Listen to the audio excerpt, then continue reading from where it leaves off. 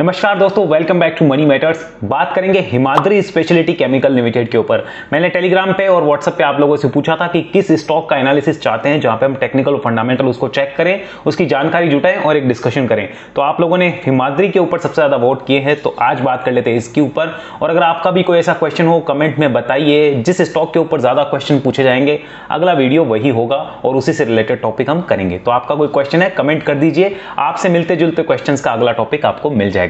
अब देखिए हिमाद्री का चार्ट देखिए, कंप्लीटली इसको समझिए कि स्टॉक ने पीछे 2008 की मंदी में 90% तक करेक्शन किया था।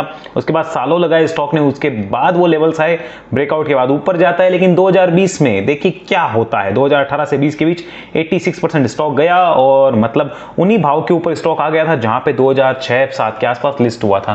तो मतलब कितना बड़ा इन्वेस्टर्स को पेन होता है वो आप समझ के देखिए, जब आप अपने स्टॉक्स को ट्रैक नहीं करते या लेकर बैठ जाते हो, कुछ करते ही नहीं हो, तो ये पेन भी आपको झेलना पड़ता है। राइट नाउ स्टॉक 121 के प्राइस पे चल रहा है और यहां पर अभी क्या हो सकता है उसकी एनालिसिस हम करने वाले हैं। लेकिन पहले चेक करते हैं कंपनी के फंडामेंटल्स आज की डेट में कैसे हैं, थोड़ा सा चेक कर लेते हैं। बट रिमेंबर, यहां आपको किसी टाइप की कोई बाय सेल होल्ड की रिकमेंडेशन नहीं दी जा रही है। ये मैं स्टडी सिर्फ एजुकेशन पर्पस के लिए और केस स्टडी पर्पस के लिए कर रहा हूं, जहां पे हम टेक्निकल्स को देखेंगे, फंडामेंटल्स भी देखेंगे और टेक्निकल पे ये सोचेंगे कि अगर आज बाय करना चाहे तो एक इन्वेस्टर के पास क्या क्या ऑप्शंस हो सकते हैं, कैसे उसके पास अलग अलग तरीके होते हैं, क्या क्या स्ट्रेटेजी होती है, और जिसके पास होल्डिंग में हो उसके पास क्या क्या स्ट्रेटेजी होती है। इन सब चीजों के ऊपर हम बात करेंगे ताकि हम आगे भविष्य में अपना भविष्य इन चार्ट्स के और फंडामेंटल के आधार पर आने वाले स्टॉक्स में अपने फाइनेंशियल एडवाइस से कंसल्ट करके एक अच्छा भविष्य बना पाए। करते हैं अब फंडामेंटल एनालिसिस। और फंडामेंटल्स को देखने में पता चलता है कंपनी छोटी कंपनी है, लगभग 5000 करोड़ का मार्केट कैप है, स्टॉक का पी 22-25 के आसपास अभी चलता है, आरओसी आरओई काफी कम है इस स्टॉक की, प्रमोटर्स की होल्डिंग यहां पे अच्छी खासी कही जाएगी, 45% के लगभग है। Debt to equity ratio company का कम है, यानी डेट फ्री कंपनी है। ईपीएस स्टॉक का लगभग जो हमें दिखता है वो 4.99 का है। प्रॉफिट की ग्रोथ कंपनी की काफी अच्छी आई है, 319%। फ्री कैश फ्लो कंपनी का अच्छा है, 517 crore. Market cap to sales ratio ठीक ठाक है और यहां पर पीजी रेशियो माइनस में, जो कि एक नेगेटिव पॉइंट है जिसे हमें स्वीकारना होगा, और ये माइनस पॉइंट नेगेटिव है, बहुत गंदी चीज है, ये हमें अच्छा नहीं लगा। उसके बाद हम बात कर लेते हैं कंपनी के एवरेज पी की। तो 5 सालों का एवरेज पी लगभग 22 के आसपास ही है, जहां पे हम अभी खड़े हैं तो उसके आसपास ही, यानी अभी ओवर वैल्यूड नहीं है, अंडर वैल्यूड नहीं है, मैं ये नहीं कह रहा हूं, अभी ओवर वैल्यूड नहीं है। इस बात का हम ध्यान रख सकते हैं, मुझे ऐसा लगता है। आगे बात करते हैं क्वार्टर रिजल्ट की। तो क्वार्टर रिजल्ट अगर हम पिछले 5 क्वार्टर का देखें तो 835 करोड़ का कंपनी सेल्स करती थी, जो आज 1000 करोड़ से ऊपर की सेल्स है। साथ में प्रॉफिट देखिए, लास्ट मार्च में इसका प्रॉफिट था -9, यानी लॉस था 9 करोड़ का। इस मार्च में प्रॉफिट है 76 करोड़ का। क्यों है ये मैं आपको आगे दिखाऊंगा, लेकिन आप सोच सकते हो कि किस तरीके से कंपनी ने ग्रोथ किया है। तो इसी वजह से कंपनी के प्राइस में एक जंप देखने को मिल रही है। अब चलिए पिछले 10 क्वार्टर का रिजल्ट देखिए। मार्च 2020 में 364 करोड़ की सेल्स और अभी 1000 करोड़ की सेल्स, तो फर्क तो आएगा ही स्पेशली। और अब देखिए उस टाइम 71 करोड़ का प्रॉफिट कंपनी ने क्लॉक किया था और अभी कंपनी दे रही है यहां पर 76 करोड़ का प्रॉफिट। मार्च 2020 में भी इस कंपनी ने अच्छा प्रॉफिट जनरेट किया था। लेकिन एक चीज मैं आपको दिखाना चाहूंगा, यहां पे सबसे इंपॉर्टेंट चीज क्या है, यहां पर आप मार्जिन को देखिए, ऑपरेटिंग प्रॉफिट मार्जिन को देखिए, जो कभी 1% तक नीचे आ गए थे उसको 5-6% पे कंपनी मेंटेन करते हुए अब 12% तक ले आई है। इसलिए स्टॉक को रिवॉर्ड मिल रहा है कंपनी को, इसीलिए शेयर प्राइस में जंप देखने को मिल रही है।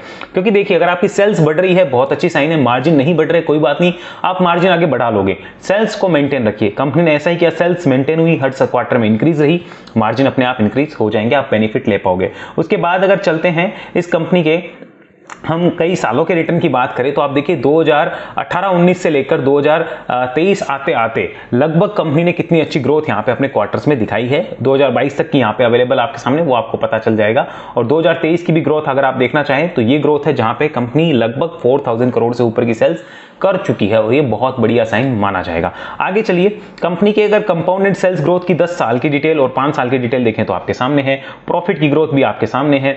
स्टॉक प्राइस सीएजीआर काफी कम रहा है, पिछले 5 सालों का नेगेटिव में है -2, क्योंकि स्टॉक बढ़ा ही नहीं, अब वो उन भाव पे आ रहा है जहां पे 5 साल पहले था। और अब यानी परफॉर्मेंस आने के चांस खुले हुए हैं, गेट खुले हुए हैं, मुझे ऐसा लगता है। रिटर्न ऑन इक्विटी कंपनी की 10% के आसपास है, ये मैं जानना जरूरी है। अब चलिए इसका मार्केट शेयर भी मैं आपको दिखाना चाहूंगा। Look at the market share, जो इस कंपनी का मार्केट शेयर है, यहां पर आप देख सकते हो यहां मार्केट शेयर के अंदर कार्बन ब्लैक सेगमेंट में 15% मार्केट शेयर, कोल तार पिच में 70% मार्केट शेयर, बहुत बड़ा मार्केट शेयर रखती है, और नेफ्ता के अंदर मार्केट शेयर है इसका 50% के लगभग। तो ये अच्छा मार्केट शेयर इस कंपनी का माना जाएगा इस बिजनेस से रिलेटेड, तो एक सेक्टर की लीडर कंपनी भी कही जा सकती है, ये तो हम मान चुके हैं। चलिए कंपनी का शेयर होल्डिंग पैटर्न भी अब हम चेक कर लेते हैं, और इससे पहले जरा इसके 5 साल की ग्रोथ आप देखिए क्वार्टर ऑन क्वार्टर कैसे रही है, वो भी आपको पता होनी चाहिए कि सेल्स कैसे बढ़ी है, प्रॉफिट कैसे रहे हैं, वो भी हमें जानना बहुत जरूरी है। ये क्वार्टर ऑन क्वार्टर और ईयर ऑन ईयर की ग्रोथ जो है वो आपके सामने चल रही है, हमें इस चीज का पता होना चाहिए। आगे चलते हैं, कंपनी का शेयर होल्डिंग पैटर्न देखते हैं। यहाँ पे प्रमोटर्स के पास में लगभग 45% की होल्डिंग है, एफआईआईज के पास में यहाँ पे लगभग 2% की होल्डिंग है, और डीआईआईज के पास में भी यहाँ पे कुछ होल्डिंग है। पब्लिक के पास यहाँ पर 51% की होल्डिंग है। और दोस्तों ये सारे जो डाटा मैंने देखे हैं, इनमें से ज्यादातर डाटा मैंने देखे हैं ट्रेड ब्रेन के पोर्टल पर, जहां मैं आजकल अपना पूरा एनालिसिस फंडामेंटल देखता हूं और एनालाइज करता हूं। अगर आप भी चाहते हैं इस पोर्टल से जुड़ना, डिस्क्रिप्शन में लिंक है, उस लिंक से आप इस पोर्टल पे जुड़ सकते हैं। और अगर प्रीमियम सब्सक्रिप्शन भी लेते हैं तो हमारा कोड है मनी20, स्पेशल कोड है, जहां पे आपको 20% डिस्काउंट भी क्लेम हो जाएगा। अगर आप चाहते हैं तो जरूर जुड़ सकते हैं। बट ये आपने देखा होगा किस तरीके से हम फंडामेंटल एनालिसिस के लिए काम ले रहे हैं, तो इस वेबसाइट को भी आप जरूर गो थ्रू करने की कोशिश करिए। ये चीजें हमें पता चल गई इसकी होल्डिंग्स और फंडामेंटल को देख के। करते हैं चार्ट पे चर्चा, क्लियर पिक्चर हमें वहीं मिलने वाली है। सो लेट्स डू चार्ट पे चर्चा।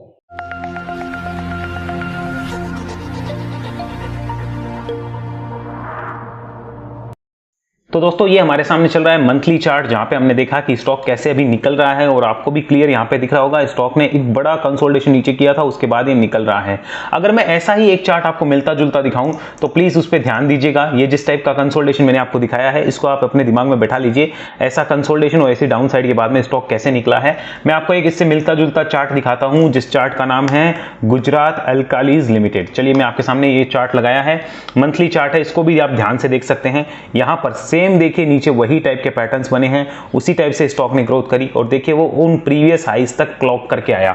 मैं ये नहीं कहता कि हिमाद्री ऐसा करेगा, लेकिन मैं ये जानता हूं ऐसे चार्ट पैटर्न के बाद ऐसा होता है, ये स्ट्रेटेजी है। तो इसमें स्टॉप लॉस क्या रहता है वो हम आगे डिसाइड करेंगे कि किस तरीके से इस पैटर्न को हम स्टॉप लॉस में काम ले सकते हैं और राइड कर सकते हैं। तो आपने देखा हिमाद्री का चार्ट भी कुछ ऐसा ही है कि इस तरीके से डाउन साइड है, फिर एक कंसोलिडेशन एंड देन स्टॉक में एक अपसाइड। ये भी केमिकल रिलेटेड बिजनेस करती है, और वो भी केमिकल रिलेटेड बिजनेस ही करती है। आइए चलते हैं वापस हिमाद्री के ऊपर, लेट्स डू हिमाद्री के चार्ट पे चर्चा। तो हम लगाते हैं यहाँ पे अगेन हिमाद्री का चार्ट। ये हिमाद्री के चार्ट पे हमने मंथली चार्ट देख रहे हैं, देखिए सेम टाइप के पैटर्न्स है जिस तरीके से मैंने आपके सामने बात करी है, तो ये भी उस तरीके से ऊपर निकल सकता है। अब यहाँ पर स्टॉक के अंदर वीकनेस कब आ जाएगी, देखिए जिस टाइप से पैटर्न है वो हमें देख के इतना तो पता चल गया कि स्टॉक में भी बुलिशनेस है, ट्रेंड पॉजिटिव है। तो इसको हम एक बार वीकली चार्ट पे भी कंफर्म करते हैं, let's do weekly chart. Okay यहाँ पर ये देखिए वीकली चार्ट पे भी क्लियरली ट्रेंड हमें पॉजिटिव दिख रहा है, बढ़िया है। लेकिन एक चीज खराब हुई है, वो क्या है, वो आज की डेट में मेरे हिसाब से जो फ्रेश इन्वेस्टर्स होते हैं उनको हमेशा इस बात का ध्यान रखना चाहिए, जब भी इस टाइप की तेजी आती है तो थोड़ा वेट करना चाहिए किसी डिप का या फिर टाइम वाइज करेक्शन का। सीधा यहां पर बाय नहीं करना चाहिए, ऐसा मुझे लगता है। बाकी अपने फाइनेंशियल एडवाइस से पूछ के आप जो अच्छा लगे कर सकते हैं, क्योंकि ये होते हैं 90 डिग्री मूव। देखिए यहां पर भी 90 डिग्री मूव था, फिर स्टॉक नीचे आया, कंसोलिडेट किया, जैसे कि आप देख सकते हो। ये 90 डिग्री मूव के बाद में स्टॉक रुकते जरूर हैं, ऐसा मैंने देखा है 90% चांस में, बाकी देखिए कुछ भी हो सकता है। तो ये वीकली चार्ट भी ये चीज बता रहा है कि कंपनी सही जगह खड़ी है।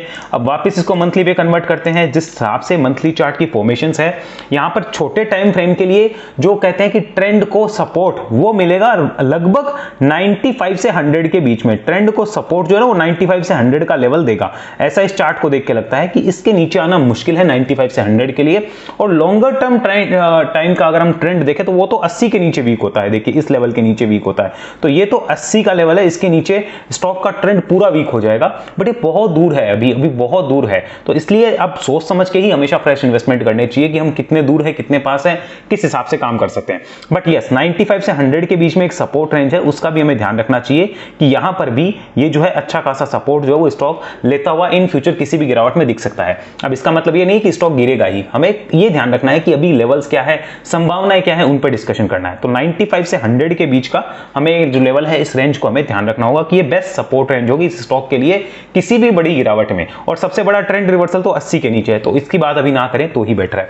ऊपर में अगर बात कर ली जाए यहां पर, तो स्टॉक के लिए देखिए एक इमीडिएट हर्डल आएगा करीब 140 के आसपास, यहां पर एक इमीडिएट हर्डल होगा 140 के आसपास। उसके बाद में सीधा हर्डल जो होगा इसके लिए वो 155 के आसपास दिख रहा है, 155, देन 175, और मैं आपके सामने सारा लगा देता हूं, देन 195। स्टॉक के लिए ऊपर में देखिए 4 हर्डल नजर आ रहे हैं, 140, 155, 175 एंड 195। ये चारों हर्डल अगर आप नोट डाउन करना चाहें इस चार्ट के बेसिस पे नोट डाउन कर सकते हैं। नीचे के सपोर्ट भी मैंने आपको बताए हैं। अब क्वेश्चंस आते हैं सर, जिनके पास होल्डिंग में है वो क्या करें? पहले तो अपने फाइनेंशियल एडवाइस से पूछें। दूसरी चीज, मेरा वीडियो अगर रेफरेंस के तौर पर लेना है तो मैं बता सकता हूं क्या किया जा सकता है। यहां पर जिनके पास होल्डिंग में हो तो देखिए दोस्तों, स्ट्रेटेजी के ऊपर बात करें, अगर आप बहुत ऊपर से फंसे हो और अब आपके भाव आने शुरू हैं तो बेचने का एक बार कोई फायदा नहीं है।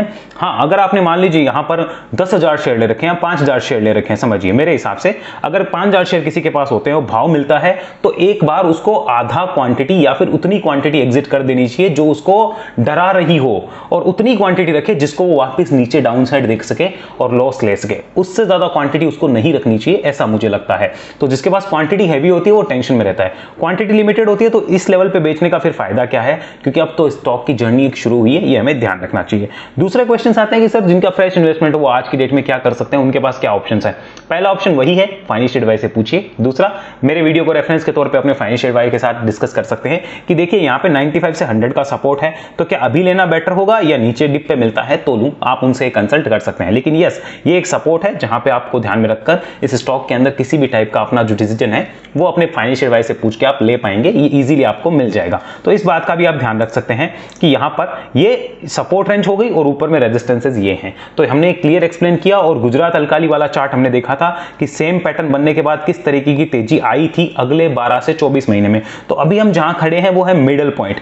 यहां से अगर 12 महीने की बात करें और अगर 190-95 के टारगेट मिलते हैं तो क्या रिटर्न होगा, आप खुद सोच के देखिए। लगभग यहां पर वो रिटर्न 60% का रिटर्न हो जाएगा। अगर 190-195 जाता है तो लगभग 60% रिटर्न की ग्रोथ की संभावनाएं नजर आ सकती है फिर इस चार्ट के हिसाब से, अगर प्रीवियस स्ट्रेटेजी में ही ये वर्क करता है तो। बाकी ऐसी चार्ट एनालिसिस अगर आप सीखना चाहते हैं, समझना चाहते हैं, तो हमारे वेब एनालिसिस को ज्वाइन करिए, जहां मैं सारी चीजें सिखाता हूं, समझाता हूं कि 2 महीने तक कंटिन्यूअसली आप 1 to 1 मेरे साथ कनेक्ट रहेंगे और ये सारी चीजें आप सीखेंगे। उसके बाद लाइफ टाइम हमारे ट्रेंडीज डिस्कशन ग्रुप का पार्ट बने रहेंगे, जहां हम इन स्टॉक्स को लेकर, चार्ट को लेकर डिस्कशन करते रहते हैं कि किस चार्ट में क्या अभी किया जा सकता है, उसकी बातें हम करते रहते हैं। और अगर व्हाट्सएप के प्रीमियम ग्रुप से जुड़ना चाहते हैं जहां मैं डिस्कशन करता हूं हमारे मार्केट रिलेटेड एजुकेशन चीजों का, तो उसके लिए ज़ेरोधा एंजल ऑफ स्टॉक्स में अकाउंट खुलाकर भी आप हमारे साथ कनेक्ट हो सकते हैं। टेलीग्राम और इंस्टाग्राम पे फॉलो नहीं किया है तो भी डिस्क्रिप्शन में लिंक है, फॉलो कर सकते हैं। किसी टाइप की हमसे जुड़ने की और हमारी तरफ से इंक्वायरी चाहिए, डिस्क्रिप्शन में हमारे नंबर है, कॉन्टैक्ट करके हमारे लिए आप इंक्वायरी कर सकते हैं और जान सकते हैं कि हम किस तरीके से मार्केट में आपको वेब एनालिसिस सिखाते हैं। मिलेंगे अगले वीडियो में, तब तक के लिए दोस्तों आपका बहुत बहुत धन्यवाद।